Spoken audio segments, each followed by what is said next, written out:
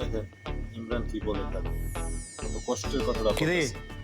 কিছু টাকা কবি? হারাইছে, না খাওয়ার জন্য। এরকম না। শুনেন তাদের কথাটা, টাকা আছিস কি কে? বলে, কত কষ্টের কথা কি করতেছে। স্যার একটা কথা কই। ক। স্যার আসলে হয়েছে কি, আমার বাসায় না 3 দিন ধরে চুলা জ্বলে না। আমার বাল বাচ্চা গুনা না না খায় আছে বুঝছেন।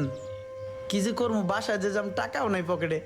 ভাই যদি আমারে 1 কেজি চাল কিনে রোমাঞ্চ দিতেন হইতাছে ভাই, কথাটা। এইটা সকালের ওই লোকটা না? তাইলে ভাই বাল বাচ্চা নিয়ে 2টা ডাইল ভাত খাইতাম। বাল বাচ্চা মনে হয় এতক্ষণে বাসায় কান্দতেছে। আরে এই লোকটারই তো রোমানে সকালে 500 টাকা দিল। কি রে, 500 টাকা সকালের ওই লোকটা না? হ, ওই লোকটাই তো। দেখছোস সকালে আমি ওরে কত হেল্প করলাম, ওর কথাগুলো টাকা হইনা দিয়ে। আমার কত কষ্ট লাগছিল। আর ওই সেম কথাগুলো এখন আবার কইতে আছে।